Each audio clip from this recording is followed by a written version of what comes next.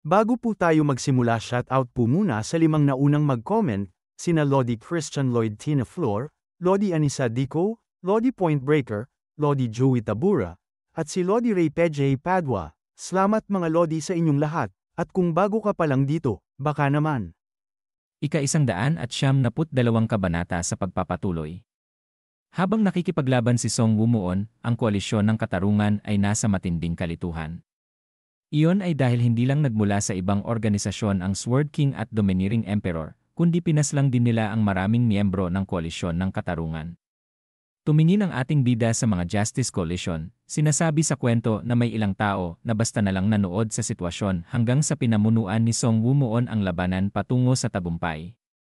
Makikita ang mga ito na nagagalit at hindi makapaniwala na sinabi pa sa kwento na dahil dito, walang nagawa ang koalisyon ng katarungan kundi bantayan si Song Wumuon. Ito ay dahil ang kanyang mga salita ay maaaring magpatibay sa posisyon ng koalisyon ng katarungan sa hinaharap. Kaharap ang mga Justice Coalition, sinabi ng ating bida sa kanila na tiyak na nakita niyo mismo kung ano ang nangyari. Mula ngayon, kailangan nating lumaban sa bagong kaaway, hindi sa Heavenly Demonic Cult. Sinigaw pa ng ating bida sa kanila na ang tawag sa kanila ay Heavenly Martial Sect. Ang mga hinayupak na iyan ang magiging mga kaaway natin mula ngayon. Habang nasa kalituhan ang mga ito, sinabi pa sa kwento na malaking bigat ang dala ng kasalukuyang pahayag ni Song Wumuon. Ito ay dahil ang lahat ay personal na nasaksihan ang labanan. Tumingin sa kanila ang ating bida na dagdag pa sa kwento na dahil dito nagsimulang lumitaw ang pag-iral ng Heavenly Martial Sect sa pamamagitan ni Song Wumuon. Sumapit na ang gabi at makikita ang mabatong bulubundukin. Habang naghuhugas ng kamay si Madong Nojae, dahil sa mga dugo ng taong mga pinaslang niya, sinabi niya na nagawa kong alisin ang isa pang grupo ng makalangit na Martial Sect dahil sa inyo. Salamat. At pagkatapos ay napatingin siya sa kanyang anino sa tubig ng seryoso. Sinabi niya sa kanyang isip na dahil daw ba ito sa papalapit na siya sa Heavenly Martial God. Dagdag pa niya na gusto ko na siyang makita. Si Madong Nojae. Kahit tumigil na ang paglaki niya mula pagkabata dahil sa natutunan niyang teknikong sinumpa, mayroon din siyang minamahal noon kung saan niya ibinahagi ang lahat. Isang taong tumanggap at minahal siya kung sino siya. Sinambuong Soyul. Malinaw pa rin sa alaala niya ang huling araw na nakita niya ito. Sa araw na tinanggap niya ang atake ng Heavenly Martial King para sa kanya, nabasag siya sa maliliit na piraso, na wala na parang alikabok sa paningin niya. Habang nakaupo at naiisip ang mga bagay na ito, sinabi pa niyang nakapikit na noong panahong iyon, dahil sa iyo, nakaligtas ako at nakilala ko ang matandang taoistang iyon. Dagdag pa niya na kaya naman buhay pa rin ako hanggang ngayon. Tumingala siya sa langit at sinabi na iniisip ko kung ano ang ginagawa niya ngayon. Isang matandang taoista na tila immortal kung tititigan mo ng matagal, na may kahangahangang puting balbas at mabait na ngiti. Tiyak na siya ang dahilan kung bakit nabigo ang makalangit na Martial Sect na lipulin ang murin noon. Kung ganoon, bakit hindi niya winasak ang Heavenly Martial Sect? Noong araw na yon, malinaw kong nakita ang tanawin ng Diyos ng makalangit na Martial na nakaluhod sa harap ng matandang taoista. Dagdag pa niya ng sinabi, habang makikita itong nakadapa, na kung hindi lang ako nawala ng malay noong panahong iyon, nalaman ko sana kung ano ang nangyari pagkatapos. Matapos gamutin ang aking mga sugat sa pamamagitan ng pagsasagawa ng key circulating art sa dilim ng mahabang panahon. Nang lumabas ako sa labas, ang mundo ay bumalik sa dati nitong anyo. Bago ko namalayan, nakalimutan na ng mga tao sa murim ang makalangit na Martial Sect at abala na sila sa pakikipaglaban sa isa't isa. Samantala, muling itinayo ng makalangit na Martial Sect ang kanilang plano upang lipulin ang murim at isinasagawa ito ng paisa-isa. At ako, pati ang iba pang lumaban-laban sa makalangit na Martial Sect, ay tuluyang nakalimutan. Marahil, likas lamang ito. Sa huli, ang Heavenly Martial Sect lamang ang natitira, at unti-unti nilang sinakop ang murim, pinapatay ang lahat ng nakakaalam ng kanilang pag-iral o ginagawa silang mga puppet. At nang magising siya, nagpa siya muling lumaban sa Heavenly Martial Sect ng Martial God. Nangangalit ang ngipin nito at sinabi pa na gaya ng inaasahan. Hindi ito maaari. Dagdag pa niya na naglabas ng enerhiya na hindi ko na kayang tiisin ang galit na ito. Kailangan kong wakasan ito. Isinipa ang paa sa lupa at tumalon sa ere na sinabi pa niya sa kanyang isip na hindi na daw niya kayang makipagkaibigan sa kahit sino pa. At masyado nang malaki daw ang takot niyang mawala muli ang isang kaibigan. Habang lumilipad sa hangin sinabi pa niya na Heavenly Marshal God. Kailangan kong pumunta sa lugar kung saan siya nagsasanay sa pag-iisa. At kailangan kong wasakin ang hinayupak na iyon gamit ang sarili kong mga kamay. Sumapit na ang umaga. At matapos ang mahabang panahon na may paghihiganti at galit na nag-aapoy sa loob niya, sa wakas ay nadama niya ang presensya ng kanyang pinakamatinding kaaway, ang Marshal Heaven God. Lumipad siya sa ere, iniwan ang walang pangalang sapa sa isang hindi kilalang bundok, patungo sa lugar kung saan nagsasanay sa pag-iisa ang Marshal Heaven God. At pagkatapos sinabi niya sa kanyang mga alagang kwago na salamat. Delikado ito, kaya dapat na kayong bumalik. At nakarating na si Madong Nojay sa harapan ng kuweba. Habang papasok napasabi siya sa kanyang isip na kay saklap ng amoy na ito. Ang amoy ng Heavenly Marshal God. At sinabi sa kwento, habang makikita ang mga lubid na may nakalawit na papel na sa lugar na narating ni Madong Nojay, 12-12 formation ang naitayo. Gayunpaman, sa tulong ng kanyang yumaong kaibigan, mas mahusay si Madong Nojay kaysa kaninuman pagdating sa pag-unawa ng mga formation. Bagaman inabot ito ng matagal, nagawa niyang wasakin ang mga formation at pumasok sa loob. Sinabi pa niya habang bumukas ang pinto na ito na daw ang huling formation. Nagulat siya sa kanyang nakita pagkapasok niya. Nakikita sa itaas ng Heavenly Marshal God ang napakaraming bangkay at napasabi siya sa kanyang isip na napakaraming mga kalansay. Nang parehong lalaki at babae, anuman ang kanilang edad.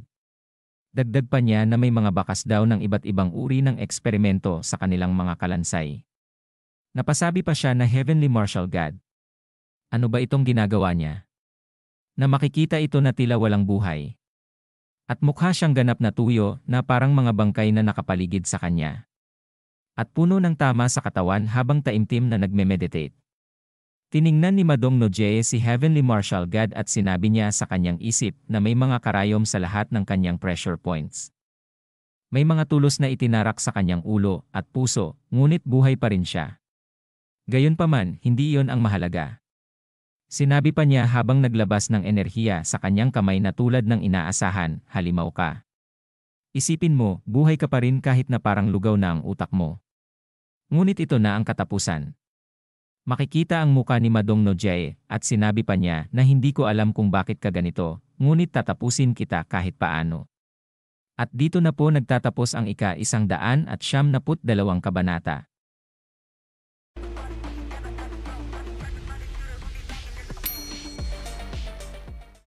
Ika-193 kabanata. Sa pagpapatuloy. Sinabi pa ni Madong Nojay sa kanyang isip na ilalagay ko ang buong panloob kong ki sa aking pag-atake at pasasabugin ko ang ulo mo hanggang sa maging pira-piraso. At pagkatapos isang malaking halaga ng ki ni Madong Nojay ang kanyang pinakaulan at ang kanyang enerhiya ay tumama kay Heavenly Marshal God. Makikita ang silid na pahupa na ang ginawang atake ni Madong Nojay. Na hindi man lang tinablan. Gayunpaman, ang tanging bagay lamang na nabasag at naging alikabok ay ang nakatarak na nakabaon sa ulo ng Heavenly Marshal God. Tungkol naman sa ulo, hindi man lang ito nakaranas ng kahit na pinakamaliit na pinsala. Nagulat si Madong Nojay at sinabi na ano? Bakit ang nakatarak lang ang tinamaan? Ang katawan ng Marshal Heaven God na mayroon lamang tumutulo na napakahina na aura ay unti-unting nagsimulang maglabas ng isang nakakatakot na enerhiya. Ang malaking butas sa kanyang noo ay mabilis na gumaling. Kumurap ang kanyang mga mata at tumingin kay Madong Nojay. Habang lumulutang ang Heavenly Marshal God sa hangin at binabalutan ng matinding enerhiya, sinabi nito na ikaw pala yan, batang paslit. Tumugon ito at sinabi sa kanya na halimaw ka talaga. Sumubok muling tumira siya ng kanyang enerhiya at sinabi na papatayin kita. Ang itinira ni Madong Nojay kay Heavenly Marshal God ay hindi man lang umabot o sumabog man lang. At lahat ng itinapon niya ay naging alikabok at nawala bago pa man ito makalapit kay Heavenly Marshal God. Naiinis na sinabi ni Madong Nojay sa kanyang isip na buwisit. Tiyak na hindi siya nasa maayos na kondisyon. Paano nangyari na hindi man lang abot ng mga atake ko? Habang nasa ere ang Heavenly Marshal God. Iniangat niya ang kanyang kamay at sinabi na kung nabuhay ka gamit ang tulong ng hinayupak na yon, na hindi man lang nakaakyat sa langit bilang isang immortal na taoista, dapat sana ay nabuhay ka ng maayos habang nagpapasalamat sa pagkaligtas sa iyo. Umangat ang katawan ni Madong Nojae na nahihirapan. Isang puwersa ng hindi kilalang kalikasan ang pumipindot sa bawat bahagi ng kanyang katawan na pumipilipit sa isang bagay na imposible. Nagawa ni Heavenly Martial God.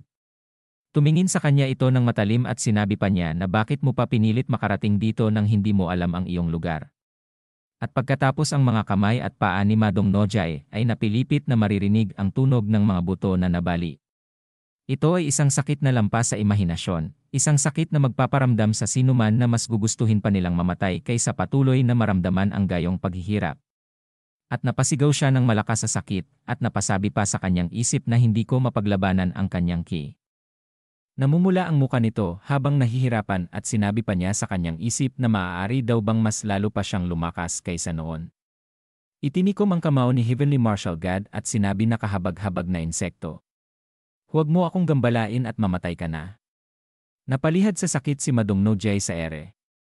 Na makikita pa ang muka nito na namutla at sinabi sa kanyang isip habang nanlaki ang mata nito na sa buong panahong ito. Nabuhay ako nang may nag-iisang layunin ang patayin ang hinayupak na ito. At naisip niya si Namboong Shul at sinabi sa kanyang isip na ngunit mamamatay lang ako ng ganito. Nang hindi man lang naipaghiganti siya. Sinabi pa niya sa isip na makikita ang muka niya. Naalala ang ating bida na sinabi niya sa kanya na kung ganoon, nakatatandang Madong Nojae, pakiusap, tulungan mo ako. Kailangan ko ang iyong tulong upang labanan ang Heavenly Martial Sect. At tumugon siya at sinabi na ibig sabihin ba niyan gusto mong maging kasama mo ako?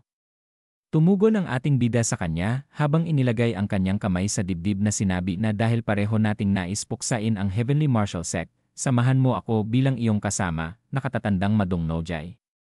Tumugon sa kanya ito at nagulat na kasamahan. Humawak siya sa ulo at sinabi na hindi, ayaw ko. Hindi na ako kumukuha ng mga kasama. Sinabi sa kanya ng ating bida na paumanhin. Ano bang sinasabi mo? Ayos ka lang ba? Makikita ang muka ni Madong Nojae na pinagpapawisan. At mabilis na isinipa ang kanyang paa na tumalon sa ere habang sinasabi na huwag ka nang lumapit sa akin. Nagulat naman ang ating bida at sinabi na senior. Hanggang sa pinagmamasdan niya ito sa ere na papaalis.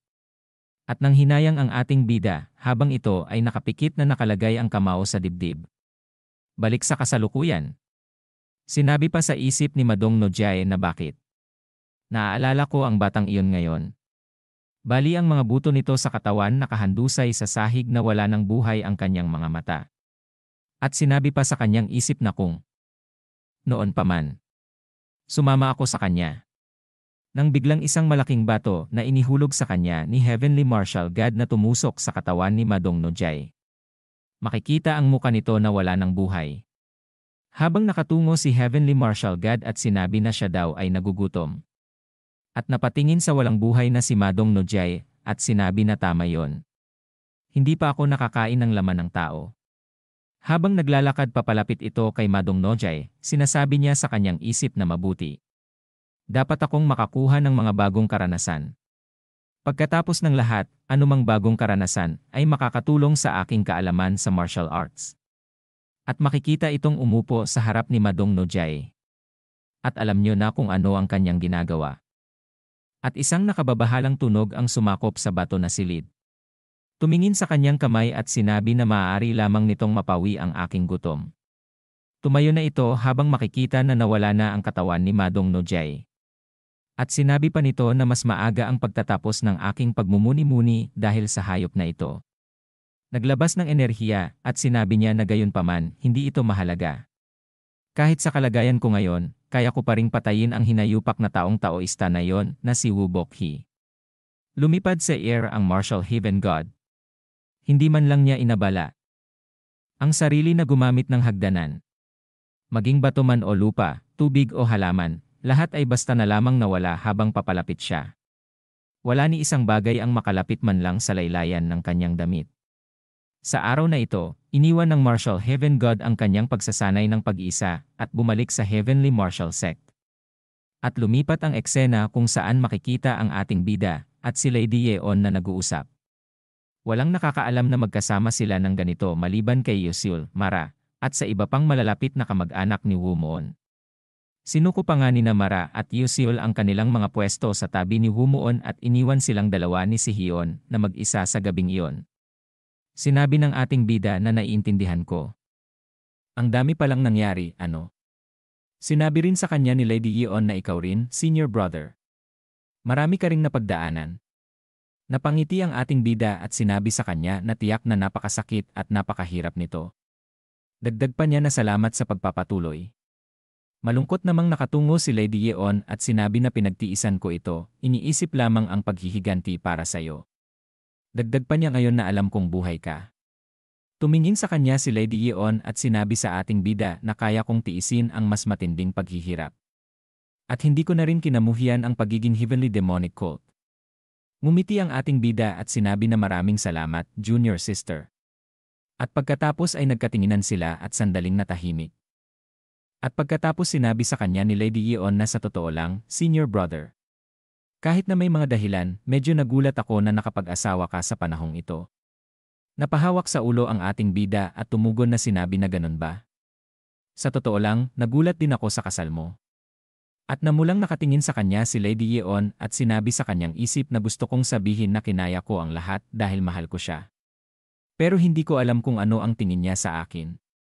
Tumingin sa langit ang ating bida habang sinasabi na ngayong naayos na natin ang ating mga hindi pagkakaunawaan. Dagdag pa niya na huwag na tayong magkaroon pa ng mga hindi pagkakaunawaan mula ngayon at ituon na lang ang ating paningin sa hinaharap. Natiningnan siya ni Lady Yeon. At sinabi sa kanya habang makikita ang labi nito na oo, senior brother.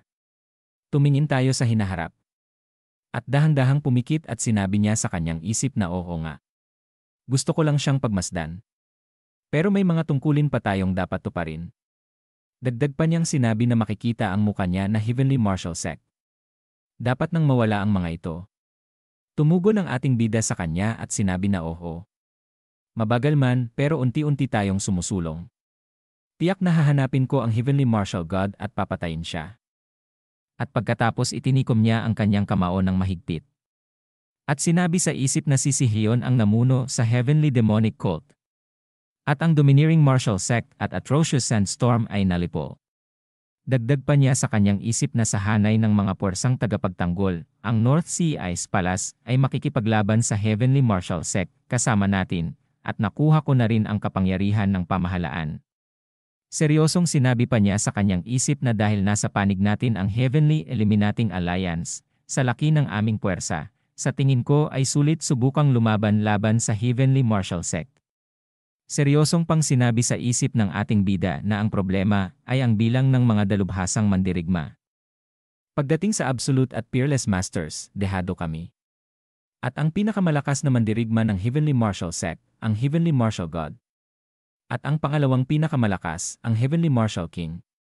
Makikita ang kanyang muka na sinabi ng ating bida sa kanyang isip na ngayon, kailangan ko ng isang bagay na makakapagpalakas sa akin.